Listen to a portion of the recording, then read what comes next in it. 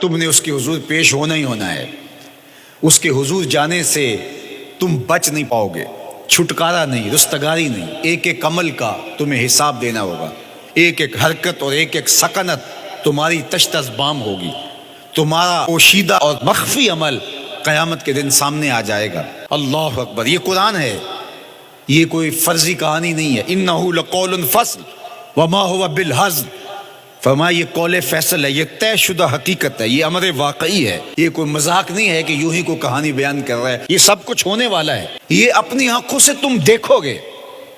آج انکار کرو یا اقرار کرو، تمہیں کھلا موقع دیا ہے. حتیٰ کہ تم کافر بن کے زندگی گزارنا چاہو، نمرود بن کے جینا چاہو، فرعون بن کے جینا چاہو، حامان بن کے جینا چاہو، ہم تجھے دنیا پہ موقع دیں گے.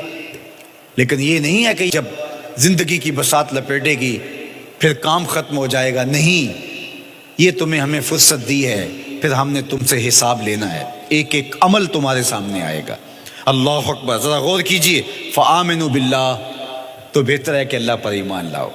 اس کے حضور تو تم نے آنا ہی آنا ہے.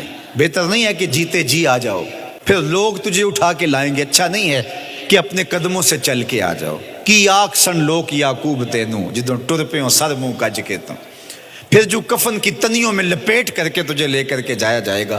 تو اچھا نہیں ہے کہ اپنے قدموں سے خود چل کے مالک کی دہلیز پہ چلے جاؤ. ایک حدیث میں آتا ہے کہ اللہ بندے کو اپنے سامنے سے ہٹنے نہیں دے گا جب تک اس سے 4 سوال نہیں کر لے گا.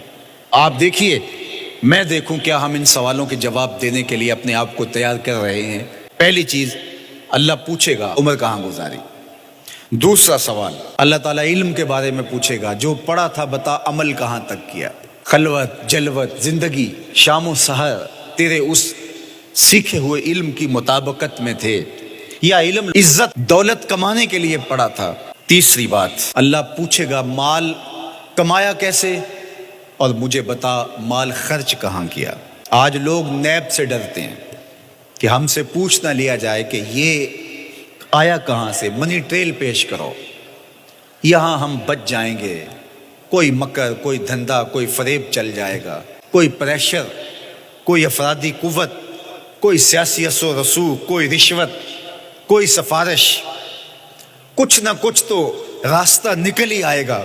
اور آج کی دنیا میں صرف یہی پوچھا جاتا ہے کمایا کہاں سے. یہ نہیں پوچھا جاتا خرچ کہاں کیا. جیسے چاہو خرچ کرو، لیکن وہاں سوال ہوگا وفیما انفقہ، خرچ کہاں کیا.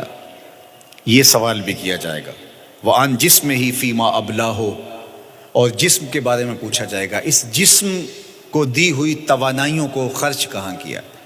بعض روایت میں ان شباب ہی فیما ابلاہ، جوانی کے بارے میں پوچھا جائے گا تیری جوانی کے خوبصورت دن کہاں گزرے.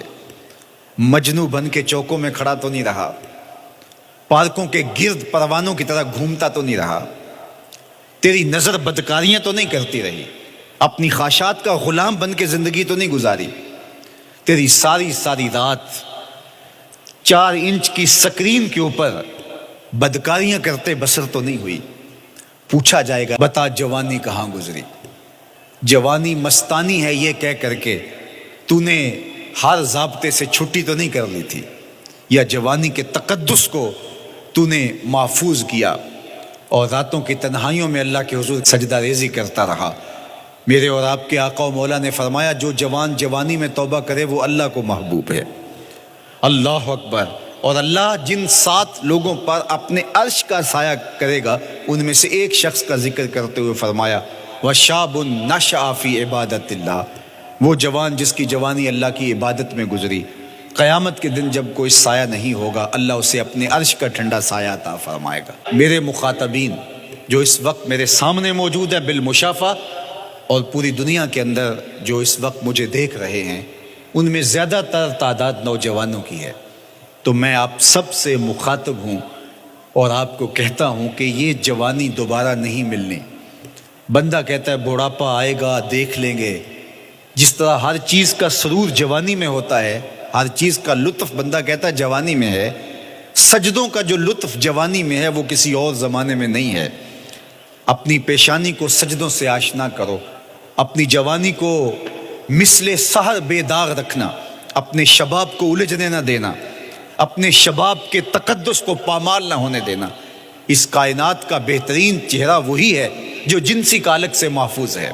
اپنے تقدس کو مجروح نہ ہونے دینا۔ تمہاری زندگی شبنم سے پاکیزہ تر رہے، سحر سے پاکیزہ تر رہے۔ تمہاری جوانی اتنی خوبصورت ہو کہ محمد عربی کو رشک آئے تمہاری جوانی پر۔ اپنی جوانی کو آوارگی میں بسر نہ کرنا، اپنی اس جوانی کو دین کے لیے وقف کرنا۔ سحری کے سجدوں میں آنسو بہا کر کے جوانی کا لطف کشید کرنا۔